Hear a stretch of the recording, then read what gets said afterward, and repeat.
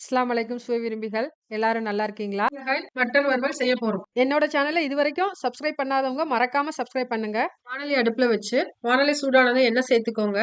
பிறகு கடுகு, உளுந்து தாளிச்சு, சின்ன வெங்காயம் 2 கைப்பிடி அளவு சேர்த்து, அதையும் நல்லா வதக்கி விடு. காரத்திற்கு ஏற்ப பச்சை மிளகாய் சேர்த்து, அதையும் நல்லா வதக்கி விடுங்க. தேவையான அளவு உப்பு சேர்த்து, அதையும் நல்லா கலந்து விடுங்க. பிறகு நான் ஏற்கனவே வேக வச்சு வச்சிருக்க மட்டனை இதோட சேர்த்து, அதையும் நல்லா கிளறி விடுறேன். பச்சை மிளகாய் நல்லா வெந்து, இதனுடைய சாறு அந்த மட்டன்ல சேர்ற வரைக்கும் நல்லா கிளறி விட்டுக்கிட்டே இருங்க.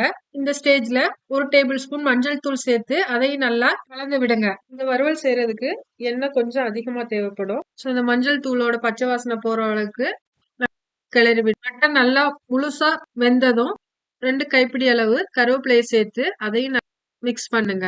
இப்ப நம்ம பச்சை மிளகாய் மட்டன் வறுவல் ரெடி ஆயிருச்சு. பச்சை மிளகாய் மட்டன் வறுவல்ல வேற எந்த மசாலாவும் சேர்க்காதனால இந்த இறைச்சியோட ரியல் டேஸ்ட் நமக்கு கிடைக்கும். மறக்காம சப்ஸ்கிரைப்